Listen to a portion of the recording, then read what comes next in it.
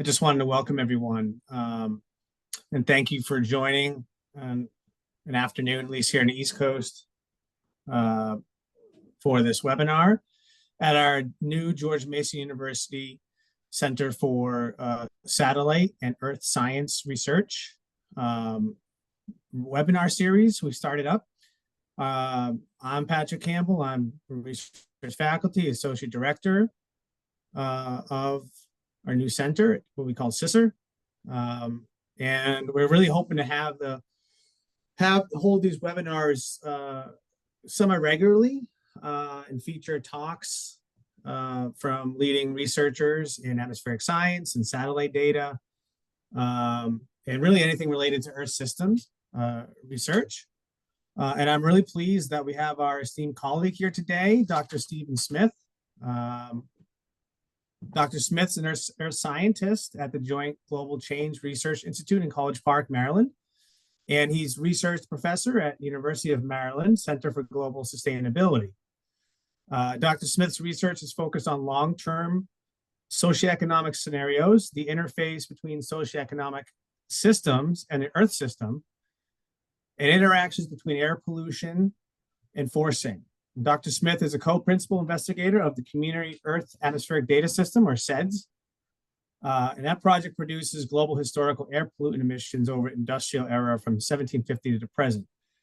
And I think we're going to hear more about the great data set of CEDS today, as well as its relation to usage within the CMIP7 simulations. And so with that, I'll just pass it off to Steve, if you want to share your screen and go ahead and start your presentation. All right, well, thank you. Yes, so I'm going to divert from my topic for a moment just to tell you a little bit about the center that I'm with at University of Maryland. So just since that's the Center for Global Sustainability is a action-oriented research center which basically works on supporting action on climate change, and it's does a lot of stakeholder-driven research, basic research, partnerships around the world. It's got a website. You can sort of find out about a lot of this. It's going to highlight a couple of recent things that if you went to AirDC, you actually saw this already. But so we have a paper that's recently been published. We do a lot of work on methane, since reducing methane emissions could be a really important near-term action. And we have a recent paper where we compared top-down and bottom-up estimates across different sectors for the U.S. and China, two of the three largest methane emitters in the world.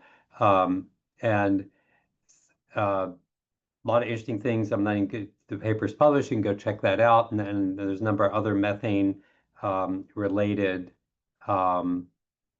papers there. And then also work on air quality, looking at the air quality impacts of metal smelting in Indonesia. This is very interesting work looking at tropomi and bringing a lot of ground data, certainly on where these smelters are, and this capability has been expanding extremely rapidly in Indonesia, and there's a lot of dedicated power plants that are in these industrial parks to drive these smelting operations. And you can see these show up in tropomi, where you can really see increases recently in NO2 concentration columns where these industrial parks are. A lot of work in the state level on a number of states, not Virginia, but actually a lot of work in Maryland, where we are based, of course, as a state university. So a lot of work helping the Maryland Department of the Environment on their climate change pathways. So if any of that's interest, check out the website. But now to the main event, which is talking about the history and future of the atmosphere. So the history is going to be three parts. Going to talk about CEDS emissions, historical data set. Now we're actually producing data. I'm going to show you data out to 2024. Actually, I didn't update this slide. That's not released yet, but will be soon. And then two pieces of the future. One is looking at CMIP and basically the interface between CEDS and CMIP. CEDS provides the historical emissions that are used for CMIP. So then we have to have a transition from that history to the future. and then a little snapshot into how we think about the future in scenario MIP, and particularly looking at scenarios from the GChem model, which colleagues run here at our two institutes. Um, so I don't have to spend any time on this. This group, you know all about why we're interested in air pollution, all the things it does, human health, ecosystem impacts, and also, of course, impacts on weather and climate. Um, so I'm just not going to walk through that because this is not the place to do that. And I think you're probably familiar with this, that one of the motivations for looking at air pollution, certainly in a CMIP context, is radiative forcing. And it's an imbalance, the imbalance in energy flux at the top of the atmosphere. And of course, we all know, I suspect that CO2, carbon dioxide, is the largest forcer that's changing the radiative balance of the atmosphere. But these down the bottom bracketed in blue are all the air pollutant emissions. And of course, they also have very significant impacts, and some are positive impacts, and some of them are negative impacts. So, and the aerosol precursors like SO sulfur dioxide, organic carbon, black carbon, have essentially more or less one, either positive or negative air plaques, impacts. Black carbon's a little bit mixed. But then the chemically reactive species can be more complicated. For example, NOx has impacts on ozone, it has impacts on methane lifetime, has some impacts on clouds. So you get a number of species with both positive and negative impacts. So it makes it very quite complicated, and of course that leads to a fair bit of uncertainty. And the largest source of uncertainty in the anthropogenic forcing of climate changes in the radiative balance are aerosols. Um, so the community emissions data system, oh, I have, now we call it something different. We're calling it the community Earth system, community Earth data system. There's another word in there that I'm forgetting. So I need to update that slide. So annual estimates, a principal goal of this is consistent historical time series from the pre-industrial to the present for global modeling, particularly for CMIP. It built on existing work such as Edgar Gaines and country inventories. And I'm going to talk a little bit more about how that works. So this is looking at global sulfur dioxide emissions. And I think a few of you have seen graphs like this before. This is preliminary data out to 2024. And this is looking at the world by regions. And what you see when you look at this, of course, there's been this tremendous increase. But if we go left to right, going back to 1850, what you're seeing there is the start of the Industrial Revolution. And where did the Industrial Revolution start? It started in England, in Europe, and particularly in England and then other parts of Europe, where they started using coal to drive machinery and produce heat. And that's the main source of that dark blue emissions. And then that industrialization spread to North America, to the US and Canada, and that's the light blue. And you see until the mid 20th century, that was really one of the dominant forces, but then dominant drivers. And then you see this industrialization spreading to other regions, including the former Soviet Union and Asia. So over the last half of the 20th century, you see this very big increase in the former Soviet Union and then a decrease. So you see the fall of the former Soviet Union or the breakup of the former Soviet Union. Looking back, I skipped over here. I don't know if I really have a pointer. I'm not sure how to do that in Zoom. But if you look at 1920 on this graph, you can see a blip there due to a little bit due to World War I. But if you look at the 30s, you see a big dip globally, right? There's a big dip in all the regions, and that's the Great Depression, where economic activity decreased pretty much worldwide. And you see that in the US, see it in Europe, see it in other regions. And then in the 1940s, we see the impacts of World War II. So there you see differential impacts across regions. You see this big contraction in Europe, because Europe, of course, was one of the main theaters of the war, and a lot of destruction, a lot of decrease in economic activity. even as country due and destruction due to the war. But you see the opposite in North America, because in North America, the economy actually expanded to support North America's entry into that war. And then you see the post-war expansion of economic activity globally going up. And then we see, starting in the 1970s, you see those blue regions contracting. And now that's the advent of a new force, which is emission controls.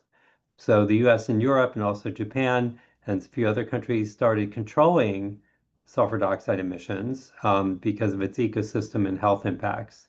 And in the US and Europe, the initial motivation for that, a lot of that was the ecosystem, acid rain, um, uh, uh, lakes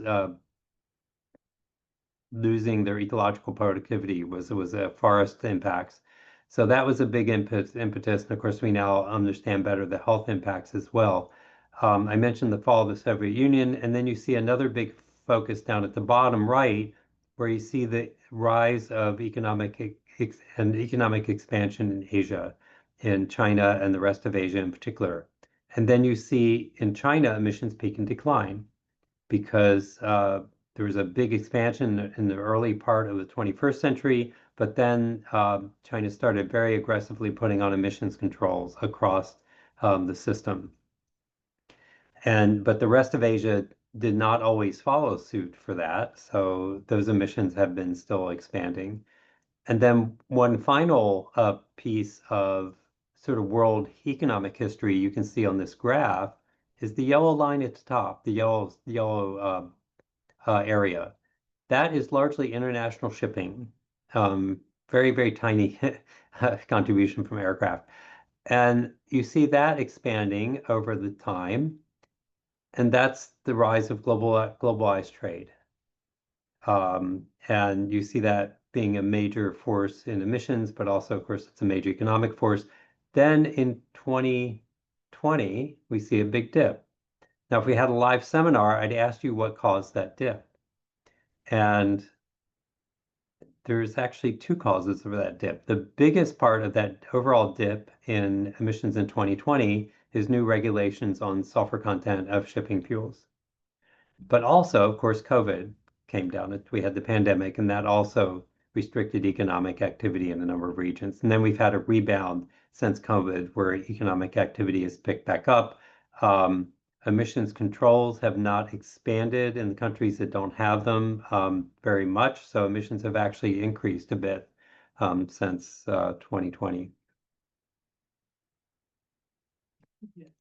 But if you look at a different emission species, the pattern looks a bit different. So if we look at black carbon, we see this big increase and a little bit of an decrease over the last maybe decade, but not as dramatic as we've seen in other in SO2.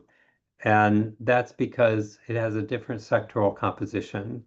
The biggest, in this now we're looking at sectors, not regions. So here, the residential sector, which is part of RCO in this figure. So that is the biggest contributor to black carbon emissions, where we have largely burning of traditional biofuels for heating and cooking. And even though the world is getting more affluent overall, there are still millions of people, many, many millions, um, that are relying on traditional biofuels and are being exposed to all the health impacts and so on of those fuels. So, so that this graphic is pretty stark that that is still a big factor. And of course, you also see this rise in transportation, and that's largely diesel fuel, and and particularly for diesel trucks, which are not always well controlled in terms of even when they're controlled, trucking has expanded so much, we still have significant emissions from that source. And then some emissions from energy and so on. And I'd also ask the question, why are black carbon emissions less sensitive to global events? We see some dips and wiggles here, but not quite to the same extent as CO2. We see sort of more steady expansion and in some cases a little bit of contraction. And that's just because of the dominance the sectors that are dominant here. Use of traditional biofuels doesn't respond that much to economic forces. Freight transportation does respond somewhat when there's um, economic declines and so on. And some of these bumps and wiggles are actually artificial. They're data limitations because we don't have great data on some of this, particularly for biofuels. So a final sort of look at the history here is this is a graph of, on the y-axis, deaths attributable to air pollution, the fraction of deaths attributable to air pollution. So you see across countries, and the single symbols are a few individual countries, and the bigger ones are country groups. And up to 20 some percent of deaths in some regions are attributable to air pollution. And then the x-axis is the fossil industrial fraction of PM from air pollution. I'm calling it PM equivalent emissions. And what you see is that the lower income countries, and for example, in red, on the right side of the graph, they have most of their PM coming from non-fossil sources, which is basically biomass fuels and wildfires. And then as you go to the left, as income goes up, countries are using more fossil fuels, but they're not necessarily reducing emissions. So they're still suffering very high mortality rates from air pollution. So there's this sort of general counterclockwise type of motion. And then when you get to middle income and high middle income countries, you start to see some movement over time with these trails, are trails from 1990 to 2019 moving down, where you see that they're starting to control the air pollution a bit. And then in the high income countries, you see something interesting in this orange in the lower left, where over time, the deaths attributable to air pollution are going down. So that's a good thing. A fraction of deaths, that is. But it's moving back to the right. So why is that? This is where we need to have some interaction. But it's moving to the right because we're reducing the fossil and industrial air pollution. But what are we not reducing? We're not reducing the wildfire emissions. As a matter of fact, the wildfire emissions they're starting to go up, right? We're getting more wildfires. So we're getting to where we're getting more, there's sort of a lower boundary here that we have trouble getting beyond because of the wildfire emissions in terms of particulates and their impact on health. So when we're doing this inventory, one of the things we added over the last couple of years is specific point sources. So in doing our research for this, we developed this time series for what were likely the two largest anthropogenic SO2 point sources of all time. And that is the Norilsk smelters in Siberia and the Sudbury smelter in Canada. And you see the Sudbury smelter emissions peaked sometime in the 50s, 60s. And then emissions started going down. And you notice here that the emissions have these big drops where they're going down. And that's due to largely, a couple cases is due to labor strikes, but when they drop and stay down, it's actually due to, oh, I didn't ask it to do that, sorry. I didn't ask it to do, sorry. That drop is due to technology change, where they upgrade the technology. And the newer smelting technology is more efficient. And basically, instead of emitting the sulfur, they capture it and turn it into hydrochloric acid, which is used in industrial processes. So this big stack, it's called the super stack at Sudbury, was the tallest of its time, but now it's decommissioned. It's decommissioned because emissions are so low that there's not enough emissions to carry that all the way up to the stack. So they can't use that tall stack anymore. Now, if you look at the Norilsk smelters in Russia, in Siberia, those haven't started reducing as of, well, on this graph. Now, in the last year or two, they've started to actually put in sulfur controls. So those have reduced, but that I didn't update that graph yet. So another topic near and dear to the heart of this audience, I think, is can we use satellite data to reduce uncertainty? And so there's a satellite catalog of SO2 emissions, and these turn out to be very valuable for improving our emissions inventories. And we did an analysis of how accurate this catalog are by comparing the high quality data over the last over the OMI era, basically, um, for the US.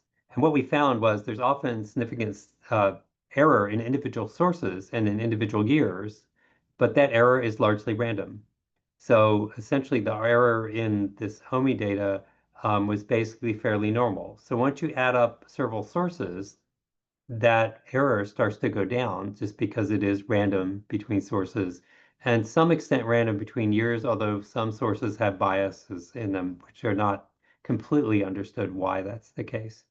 But it turns out if you're gathering other sources, a number of sources together, this data is pretty good, which was really nice finding. So I want to talk a little bit about this historical data. This is our pipeline for producing the historical data. And we collect a lot of data. We develop a bottom-up default estimate by using emission factors and driver data.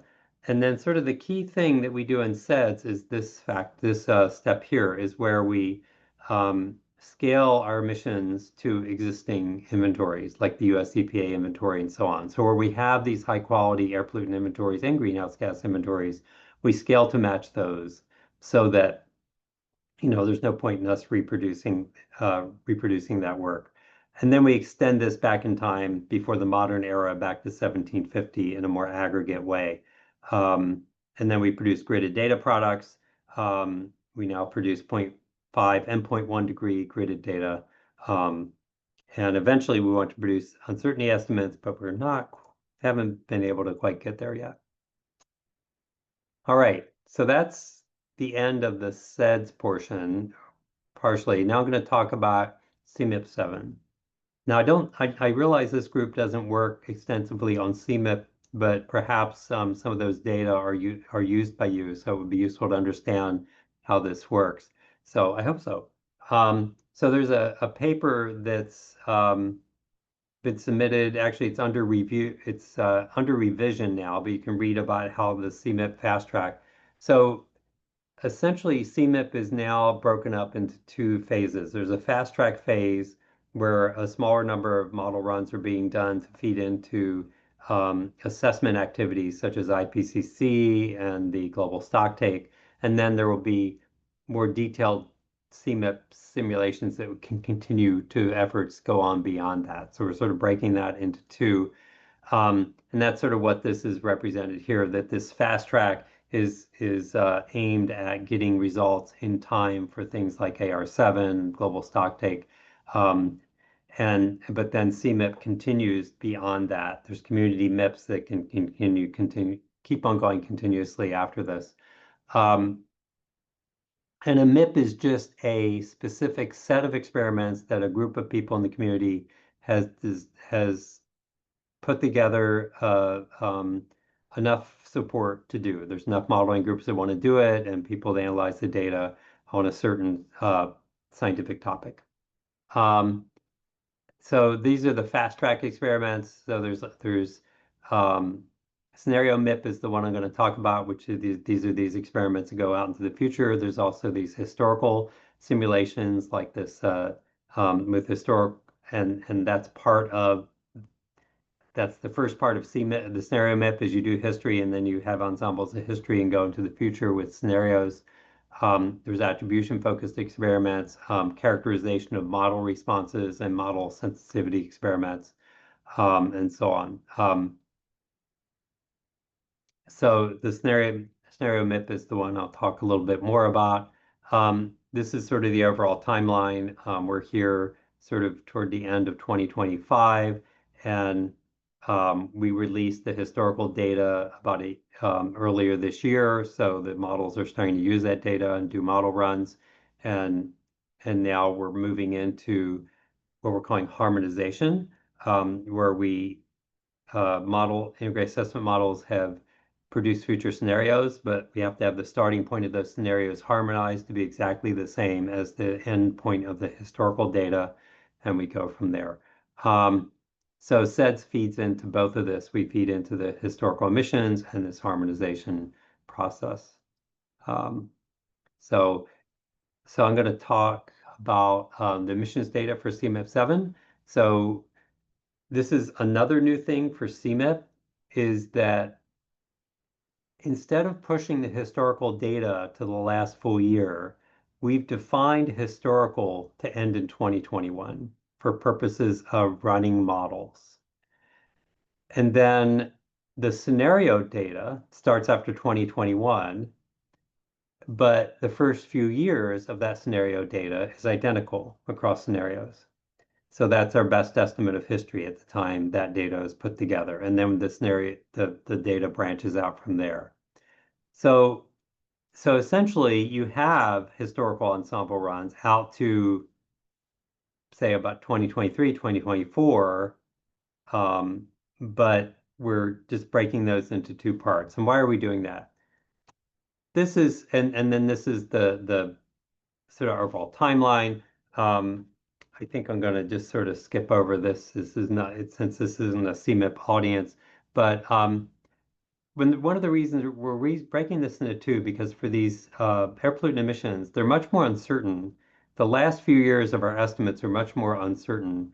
So that's why we stopped the data at 2021 for the models to stop there, save restart files, and that way we can produce better estimates in future years that can be used to extend those historical ensemble simulations, which are very expensive and a huge investment of time and money to use the most update data. So why are the last few years of the emissions estimates uncertain? So if we look at, say, fall of 2024, which is when we were finalizing this data we were releasing, energy consumption in 2024, fall of 2024, we produced data out to 2023 because that's the last year we had full data for. The energy consumption in 2023 is based on Energy Institute energy statistics. And many of those data points will be revised next year.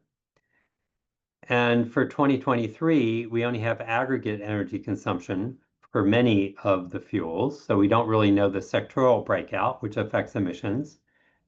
Our sectoral breakdown is extrapolated from IEA data out to 2022. And that 2022 data also will likely change to some extent in the next release. And for some sectors, we don't have activity data at all for the most recent 2 years. So we really don't have a lot to go on. Where we have country level emissions inventories to use, they generally lag about 2 years behind. In some limited cases, like the US, we actually have some emissions data out to the latest full year. For a few sectors, like electric power, we don't really have road data, but we have a reasonable approximation of it from moves. And we have some estimates for large point sources for the year before, but only complete data for 2021. So that's very common. We also have these satellite-based point source estimates for SO2 for large sources. We have that out to the last full year. So that does help make sure we're on the right track, but we don't have similar time series for other emission species. So we're stopping this historical simulations at a year where the emissions data are relatively stable. And then we're going to release, for example, this fall, an extension that'll be identical to the historical SEDS data in 2021, but go out to 2024. And so the modeling groups can extend those historical simulations and do detection attribution type experiments and so on. So we'll keep doing that over the next several years so that those CMIP simulations can be updated with updated data. So future. So the second part of the future is these scenarios. So there's these are illustrative emissions from the scenarios that were proposed to be run for CMIP. There's a paper describing this, and that's being reviewed. So they're covering very high levels of emissions to explore high-end climate risks. So the emissions are not as high. This is just I'll show you some actual results in a moment. These are just illustrative. medium levels anchored to current policy action, but not going a lot beyond that. And then low and very low levels of emissions align with current targets. So that's like what would the system look like if we were achieve the very ambitious targets that are out there? Um, and so the idea is to cover the full range of plausible futures so that we can get both high and low end futures from climate models. And then this is the illustrative temperature change from emulators. Of course, actual results will come from the Earth system models and we'll retune the emulators. But you can see that at the end of the century, we're talking about climate temperature changes of over 3 degrees centigrade um, and still rising. Um, and even in some of the middle scenarios, it gets above 3 in the 21st century because and then in the very low scenarios, we're peaking around 2 and then getting lower. Maybe in some cases below 1.5 by the end of the century if we really work very hard and going down after that. So some of these scenarios, these peak and decline scenarios can start to look at irreversibilities in the system and so on. So the scenario data is produced by the global modeling community is organized through what's called the Integrated Assessment Modeling Consortium. And 7 teams around the world submit scenarios to the central database. Several rounds of data submission have occurred, and actually the scenarios are basically done. The community, actually, sorry, this is an old slide, and I didn't realize that. So we did a round of comparing results and evaluating scenarios. So that's basically been done. And we're now focusing on the harmonistic logistics of producing the final harmonized gridded data sets. So these integrated assessment models, they don't all start at with the same data, and certainly in say 2023, 2024, they're not producing the same data because those are future projections for the models and so on. So we need to harmonize those. We have a automated process for doing this so that they're all starting at the same point. And one of the groups that is producing these scenarios is using GCAM, the Global Change Analysis Model. And this is a community Earth system model with open source code and data.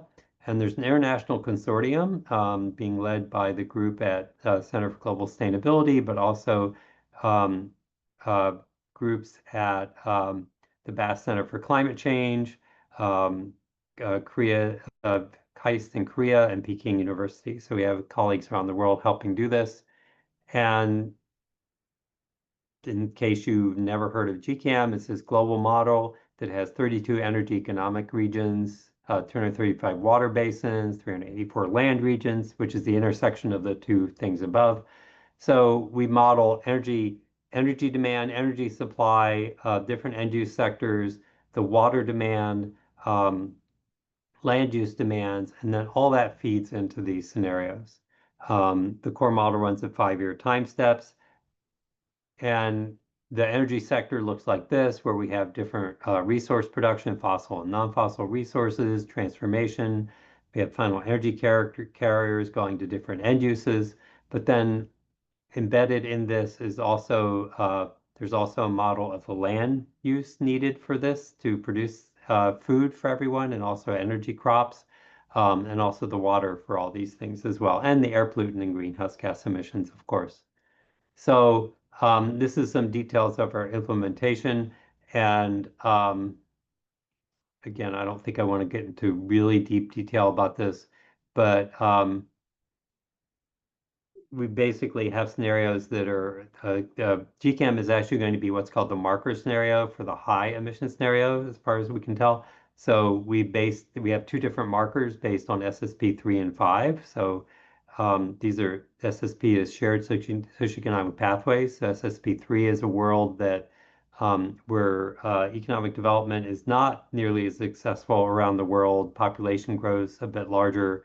So that's like one version of a potential high emission scenario. And then we have one based on SSP5, which is a more economic growth is higher um, um, across the world, but that economic growth also can result in a lot of emissions. And just to see these are some preliminary results. The 2 lines at the top are nearly final. This is CO2 emissions from energy industrial processes. So that's our two high scenarios, and that G line at the very top is the one, the purple one is the one that'll be the CMIP high scenario. This is not as high as the RCP 8.5 that you may have heard of below, just because of economic developments to date. The tech significant cost reductions in batteries and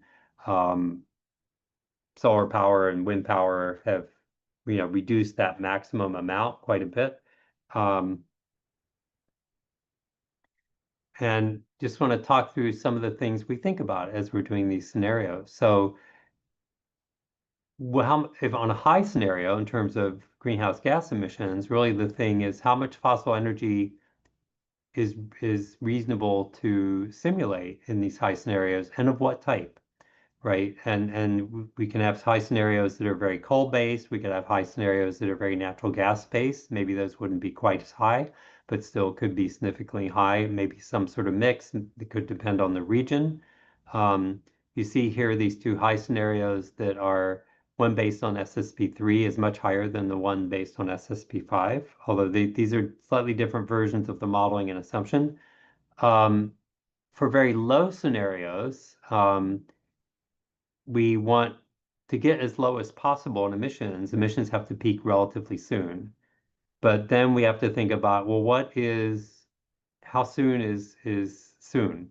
And how soon is reasonable, right? So they're not, already it's 2025, and global emissions may have peaked, but in some regions, certainly not. So, and if we look at, in some of the scenarios, deliberately have emissions, these lower ones are very preliminary. So these have not been updated recently because we've been focusing on this high one. But then we also think about the feasibility of reductions. How fast can you reduce under these different storylines? On these very ambitious scenarios, we're making more ambitious assumptions about how fast emissions can reduce, how fast the energy system can change. And then some of the other scenarios are less ambitious or less optimistic on that. And then the other thing we need to think about is, when do we hit net zero for CO2?